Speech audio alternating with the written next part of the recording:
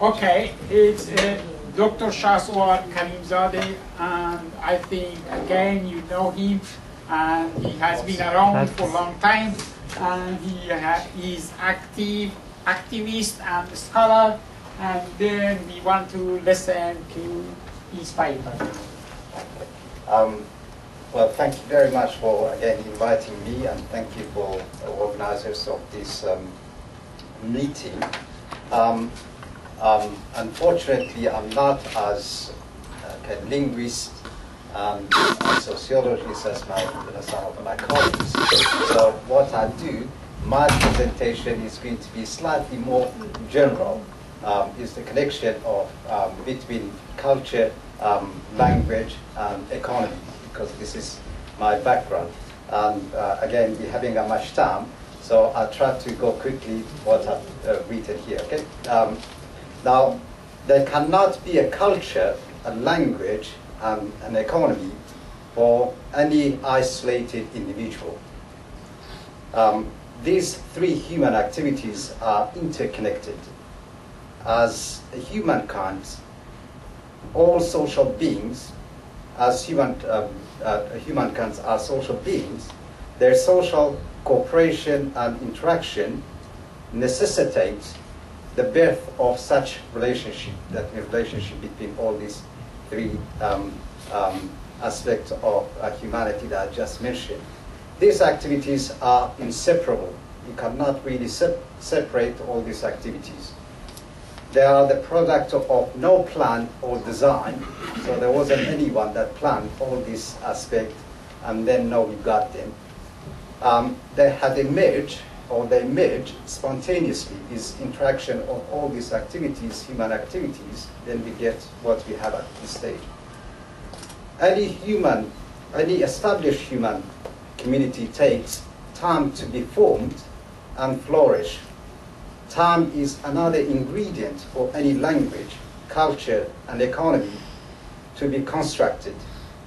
All these three human categories are not fixed and absolute.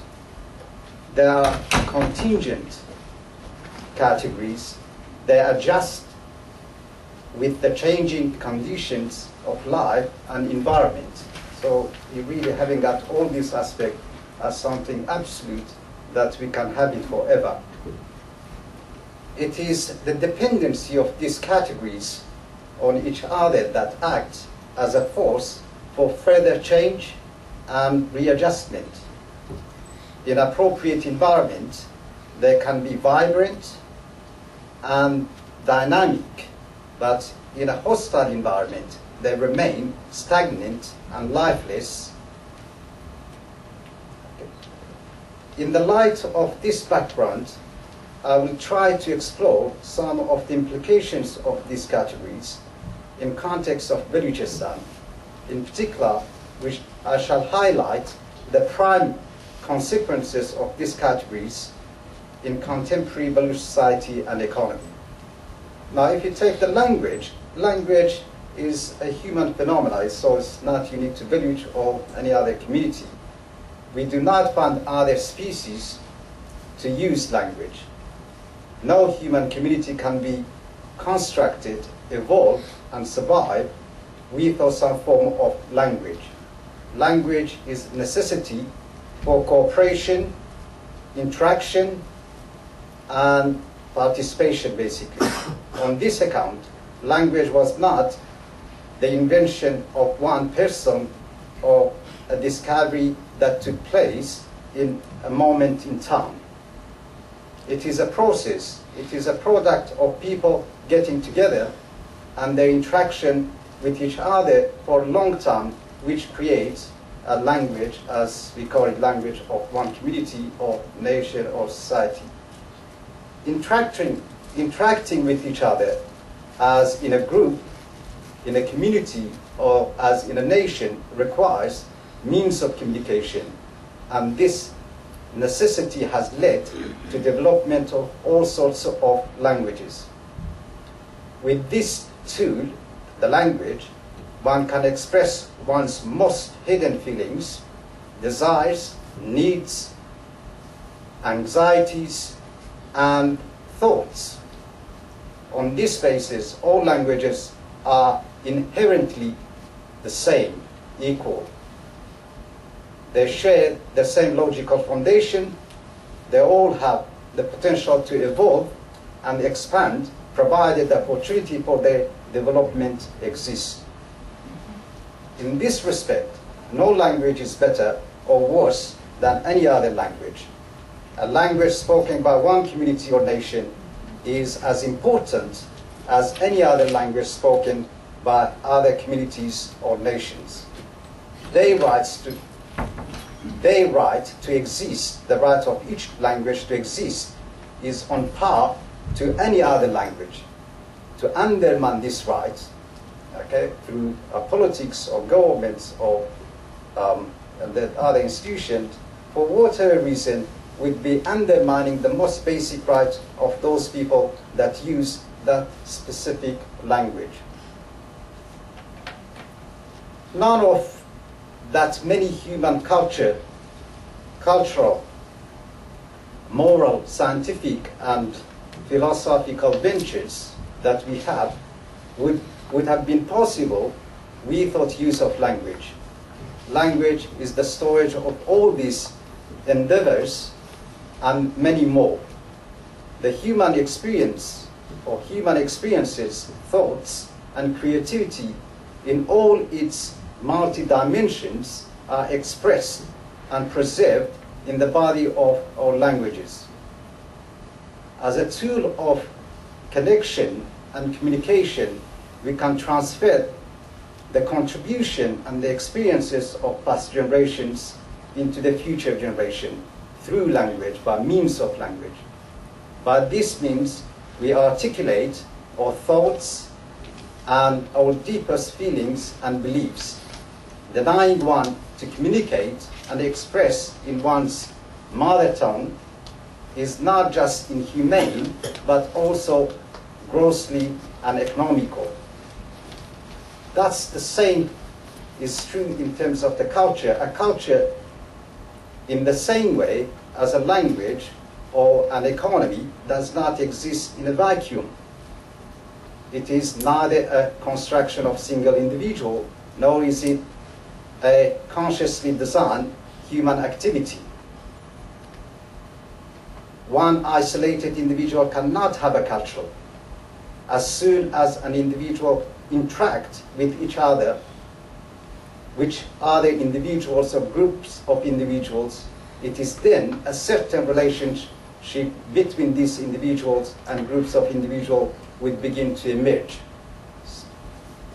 These relationships can fall into two general categories: voluntary codes and etiquettes, and compulsory social, legal, and moral values and principles. In the first one, in the former group, in course of time, certain habits, values, etiquettes turn into customs and define a group of people and community. So there is no individual which hasn't got identity. These values are expected to be practiced by anyone who happens to be born and live in that community. This baggage of customs is passed by the past generation to the present and future generations. They are shaped and reshaped by unpredictable historical upheavals and events. For this reason, each community or nation tends to form and develop a unique culture of its own. So we make easily distinctions that, okay, who's the French, who's the German, who's the... these are the process, even they change and reshape each other, but even with that changes, they have always kept that uniqueness. In the second category of relationship between individuals, the compulsory social, legal, and moral values are determined by political, economic, ideological powers. States' orders and decrees in turn can be converted to new values, codes, and rules. Then people have no choice but follow such instructions and then this instruction in turn may become accepted norms and values.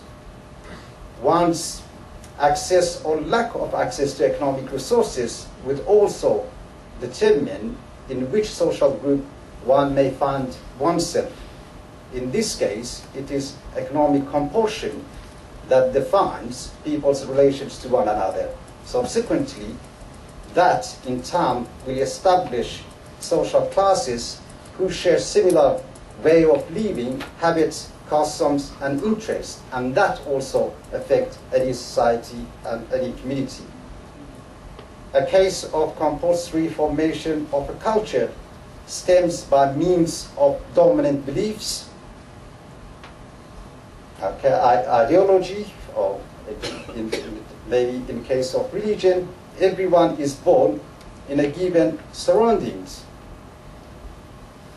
The parties involved in these social settings, all without exception, believe in certain religious, moral, and social values. Children are not free in this respect to choose what sort of values and beliefs they're going to have. Their choices are limited to their parents, community, schooling, education, and so forth. They are and would be indoctrinated with the religious and moral values that practiced among parents and the community. The composition of these voluntary and compulsory codes, values, etiquettes, rules, comprise a body of culture and even more. The elements that make up a culture are contingent to conditions of life, economy, legal, political, and technological developments. They are subjects to change, transformation as this factor of change. The dynamism, stagnation, and adaptation of a culture to a new environment will also depend on these contingent factors. Now, just was kind of like background to some aspect of language and culture. Now, let's me to introduce all these issues to the question of the economic development. It's my view that, okay, these issues are very much related to the changes in the economy and economic activities. The underlying motive for formation of any economic activity, first and foremost, stems from necessity. Our laying all necessities is biological one. For any human being to live, survive, they need food, water, and they need shelter, and so on. These very basic requirements of existence forces individuals to engage and interact with their natural environment. The provision of the most basic requirements of life is possible even by an isolated individual living alone in a disconnected location. For such an economic setting, no language and no culture is required. It is partly due to the nature of the production. Production can be produced, or things people that can produce alone. If you just get someone alone, like Mr. Friday in an island, it is possible for him or an individual to survive and to produce for himself or herself.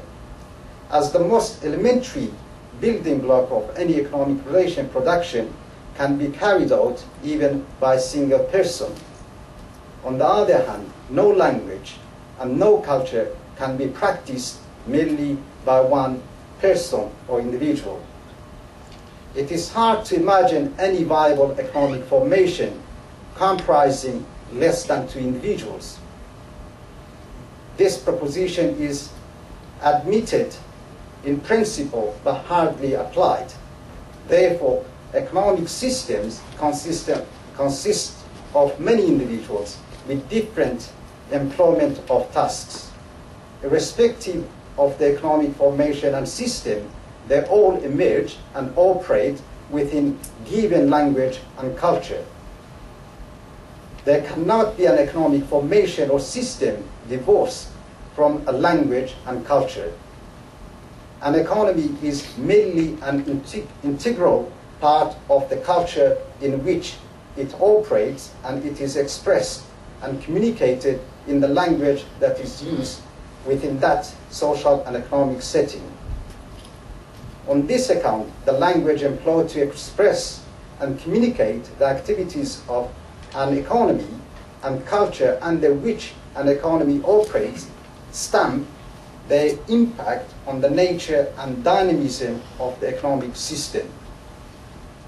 Subject to these qualifications, a language that is kept underdeveloped and a culture that is kept rigid would hinder economic development. Economic progress, other factors remain the same, would be higher under a culture and a language that are vibrant and able to adapt to new challenges and opportunities. They make the economy to be more dynamic and self-propelling if they are able to adapt to new environment. In turn, a vibrant economy can generate the income and investment for both in advancing and in enriching the given language and culture. But at any one time, an economy performs better if it is armed with more effective language and a more suitable culture. The performance of an economy, therefore, can be adversely affected by the limits that language entails and cultural prohibitions. In the mainstream economics, which is my background, an economy is detached from language and culture. Economy has got a life of its own. The main indicators of economic performance are such factors like economic growth, employment, what they call balance of payments, inflation, and so on. Okay.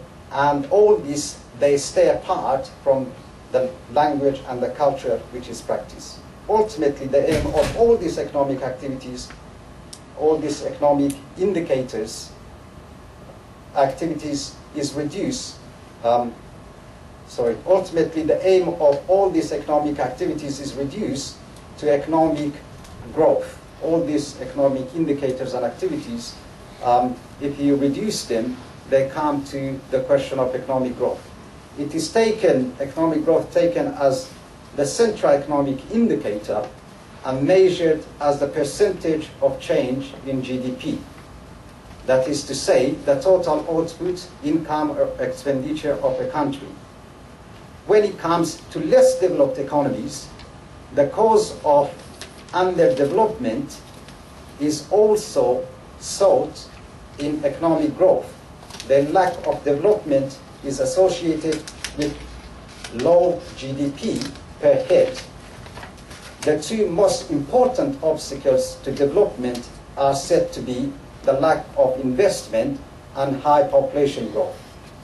Other secondary obstacles that prevent development, as these orthodox economics acknowledge, are argued to be lack of foreign direct investment, lack of infrastructure, underdevelopment of financial institutions, core resources, and lack of international trade. These factors are also perceived to be the necessary requirement for development. But again, if you put it all of them, they come to the economic growth. The suggested theories and policies to promote development are also confined to these primary and secondary obstacles of economic development. Among best known underdevelopment theories are dependency theory, Paradigma model, and Rostov's stages of growth theory. In their final analysis, also, all these theories and policy prescription aim to improve investment and prevent high birth rates.